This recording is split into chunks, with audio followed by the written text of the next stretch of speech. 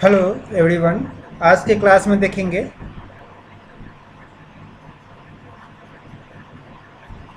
Industrialisation.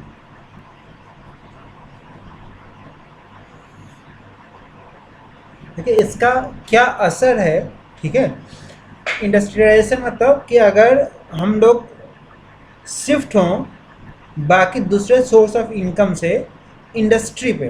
ठीक है, जैसे कि हमें पता है कि एग्रीकल्चर, इंडिया एक एग्रीकल्चर कंट्री है, लेकिन धीरे धीरे क्या हो रहा है, शिफ्ट होके अब यहाँ पे इंडस्ट्रियलाइजेशन में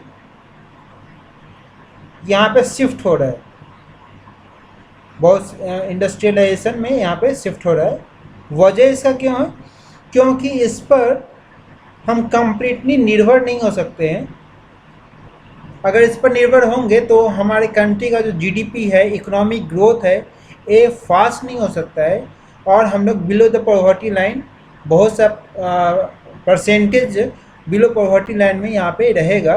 क्योंकि एग्रीकल्चर लैंड क्या है, पॉपुलेशन जितना तेज़ी से बढ़ गया है, उस लैंड तो उतना ही है, पॉपुलेशन बहुत तेज़ी से बढ़ा है, तो जो अर्निंग है ये यहाँ पे बहुत कम है। इसलिए इंडस्ट्रियलाइजेशन से कंट्री का इकोनॉमी को हम बूस्ट कर सकते हैं। ओके, और साथ साथ बूस्ट कैसे होगा? एक तो यहाँ पे इकोनॉमी आएगा, दूसरा चीज़ है,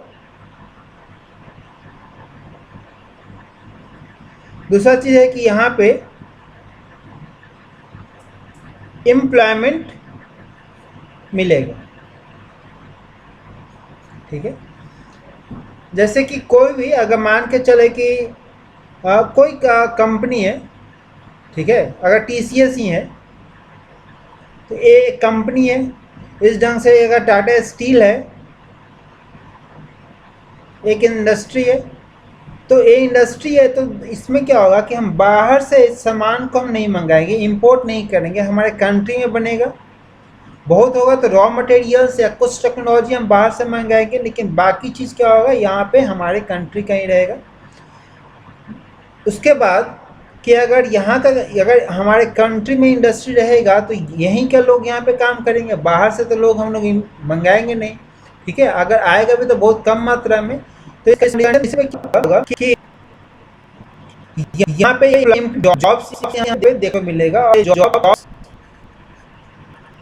इस 10,000 जॉब्स यहाँ पे है, तो 10,000 परिवार को सक्षम बना रहा है। ठीक है, अर्निंग प्रोवाइड कर रहा है। तो इस ढंग से हमारे कंट्री का ग्रोथ सही कर सकते हैं। एक किसी फील्ड में हो सकता है, जैसे इंडस्ट्रियलाइजेशन, जैसे स्टील फील्ड हो गया, हेल्थ केयर हो गया, फार्मा सेक्टर, एजुकेशन सेक्टर हो गया। ठीक है, तो किसी फील्ड में भी अगर कोई इंडस्ट्री खुलता है तो उसके आसपास के बहुत सा गांव या शहर के लोगों को रोजगार यहाँ पे प्रोवाइड करता है।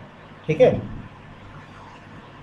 अगर यहाँ से कोई किसी को जॉब मिलता है, मान के चलो कि यहाँ 10,000 लोग को जॉब मिला, तो 10,000 लोग को जॉब मिला, तो इससे अगर जो भी अर्निंग आएगा यहाँ पे अर्न करेंगे, अर्न करेगा तो यही तो खर्च भी करेगा, और खर्च करेगा तो अर्निंग से जितना अर्न होते जाएगा खर्च होगा, फिर एक चीज़ यहाँ पे कहीं सेल होगा।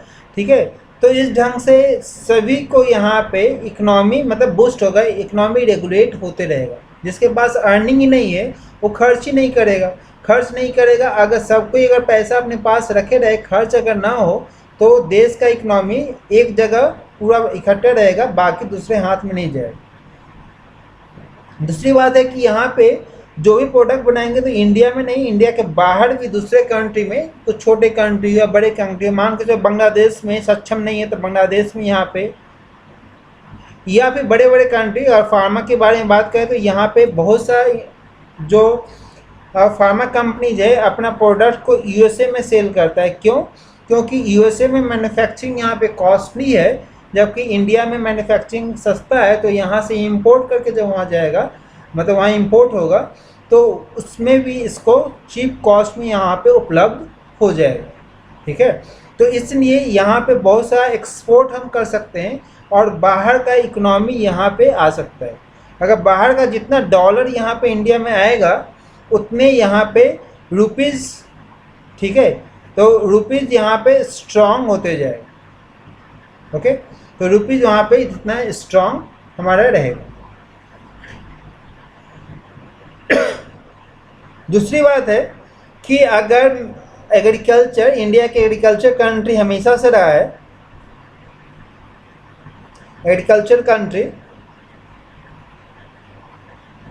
तो इसमें भी जो मशीन्स हम यूज करते हैं जैसे हार्वेस्टिंग मशीन, थ्रेसर जो कि फसल को काटने के लिए होता है, फसल को काट कर फसल निकालने के लिए जो होता है, हार्वेस्टिंग काटने के लिए, थ्रेसर यहाँ पे जो फसल का निकालने के लिए, अगर धान है तो फसल से धान निकालने के लिए यहाँ पे, उसके बाद ट्रैक्टर खेतों को जोतने के लिए, और इरिगेशन सिस्टम, पंप्स जो होते हैं जो यहाँ पे वाटर सप्लाई कर सकते हैं अंडरग्राउंड वाटर या किसी तालाब से। तो इस चीज़ का किसानों को बहुत ज़्यादा आवश्यकता है। अगर यहाँ पे इंडियन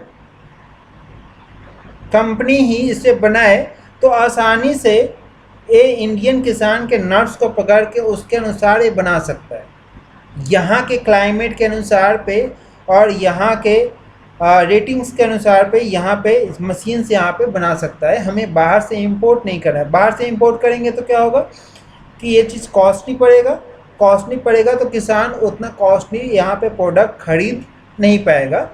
तो यहाँ पे फिर वापस नॉर्मल जो अपने हाथ मैनुअल वर्क जो काम करते हैं उससे यहाँ पे यूज लेगा, तो यहाँ पे इफ़िशियंसी या उतना ज़्यादा क्रॉप का यील्ड नहीं होगा। ठीक है, तो इसलिए यहाँ पे अगर इंडिया में बनेगा तो इसमें क्या होगा कि चीप कॉस्ट भी होगा और यहाँ पे रोज़गार भी मिलेगा। ठीक है, तो इस ढंग से यहाँ पे हम इसको यूज़ कर सकते हैं। दूसरी बात, इंपोर्ट करेंगे तो किसान को पता नहीं कि कहाँ से इंपोर्ट करे, कौन सा सामान अच्छा है। अगर इंडियन है तो आसानी से मार्केट में वो चीज़ मार्केट पकड़ सकता है, आसानी से सबके पास यहाँ पहुँच सकता है। हमें पता है कि इंडिया सेकेंड लार्जेस्ट कंट्री है बाय पॉपुलेशन आफ्टर चाइना, और कुछ साल में लार्जेस्ट भी हो जाएगा। तो अगर सेकेंड लार्जेस्ट कंट्री है तो यहाँ पे उसके अनुसार फूड या क्रॉप्स हमें प्रोड्यूस करना है, और मैनुअल वर्क से यहाँ पे उतना प्रोडक्शन नहीं हो सकता है। जब से टेक्नोलॉजी को इफेक्ट आ गया, तो टेक्नोलॉजी इफेक्ट आने की वजह से पहले इंडिया में जो क्रॉप्स था ये इंपोर्ट होता था, क्रॉप्स इंपोर्ट होता था पहले। पर जब से ग्रीन रेवोल्यूशन आया है,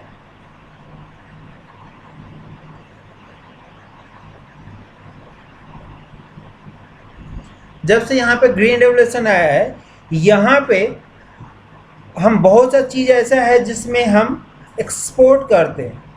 अपना ज़रूरत तो हम पूरा कर ही रहे हैं, और इसके अलावा बहुत से अनाज है जो एक्सपोर्ट करते हैं, और जो मैक्सिमम जो एक्सपोर्ट होता है वो है spices, jute, T, coffee, sugar, ETC। इसके अलावा बहुत से और चीज़ है जो हम बहुत बड़े मात्रा में हम एक्सपोर्ट करते हैं, और एक्सपोर्ट करके हम दूसरे कंट्री को बेचते हैं, वहाँ से इकोनॉमी हमें मिलता है। ठीक है, तो एक इनकम का सोर्स आता है एक्सपोर्ट होने से वजह से, यहाँ पे इनकम का यहाँ पे सोर्स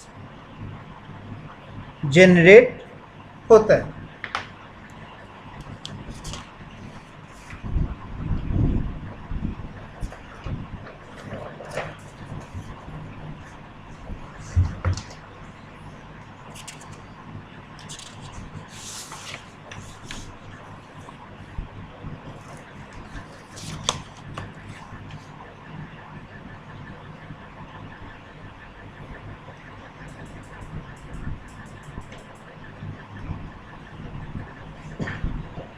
नेक्स्ट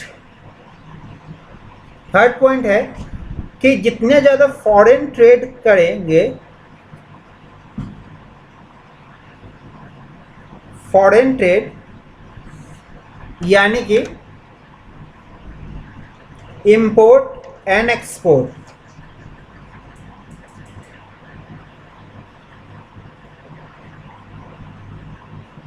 यानी कि कह सकते हैं ग्लोबलाइजेशन,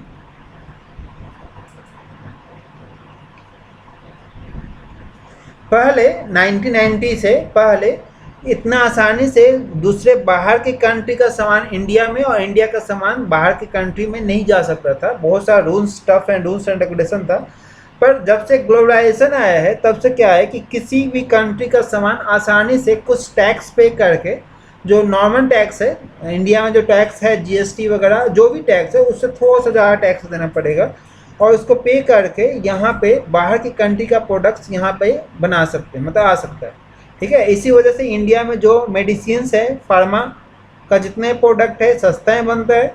अगर यहाँ पे मानकर 10 रुपये में बन रहा है, अमेरिका में हो सकता है कि उसी को बनाने में अगर $1 भी लग रहा है, एग्जाम्पल के लिए $1 लग रहा है तो यहाँ पे 70 रुपये लगेगा, 7 गुना। तो इंडिया से अगर अमेरिका में भेजेंगे भी तो यहाँ पे बहुत होगा तो 20 रुपये में वहाँ पे भेज सकते हैं और आसानी से बहुत मार्जिन कमा सकता है।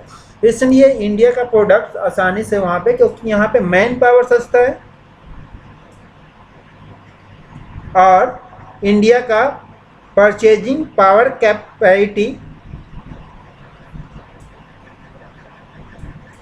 पैरिटी इंडिया का हाई है, मतलब कि उतना ही अमाउंट में हम ज़्यादा चीज़ हम खरीद सकते हैं। अमेरिका में जो $1 में हम खरीद सकते हैं उससे ज़्यादा चीज़ हम यहाँ पे 70 रुपये में या 75 रुपये में यहाँ पे हम खरीद सकते हैं। तो इंडिया का परचेजिंग पावर पैरिटी, मान के चलो इंडिया में एक 70 रुपये में अच्छे से हम ब्रेकफास्ट कर सकते हैं, जबकि अमेरिका में $1 में ब्रेकफास्ट अच्छे से नहीं कर सकते हैं, उसके लिए हो सकता है $5 चाहिए। तो इसका मतलब 5 गुना यहाँ पे ज़्यादा सामान हम इंडिया में खरीद सकते हैं, परचेजिंग पावर यहाँ पे ज़्यादा है। ठीक है, अगर इम्पोर्ट एंड एक्सपोर्ट जितना ज़्यादा होगा तो उससे ज़्यादा क्या होगा, इकोनॉमी भी हम ज़्यादा बूस्ट कर सकते हैं। जैसे कि अगर एग्जांपल के लिए कि ऑटोमोबाइल इंडस्ट्री है,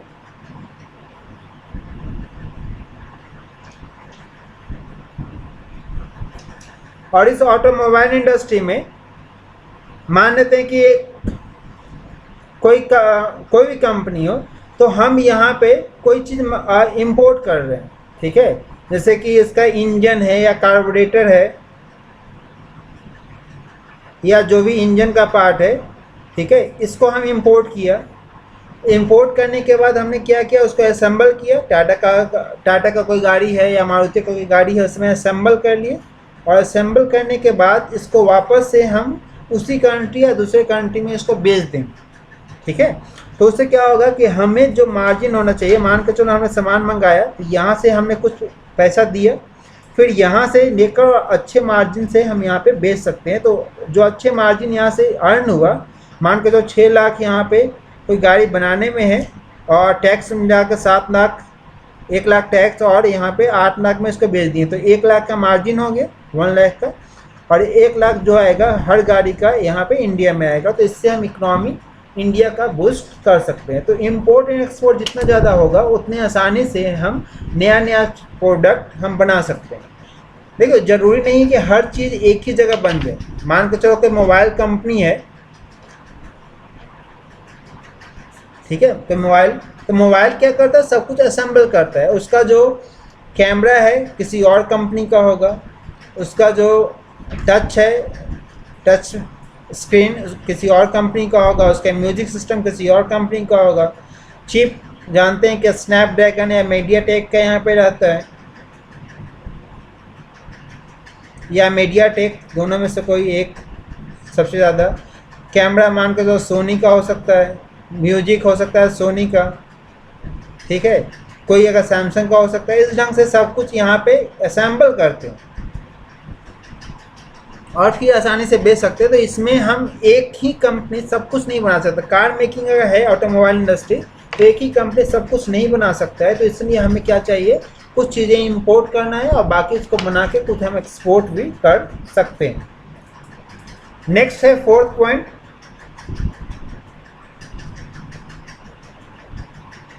इंफ्रास्ट्रक्चर।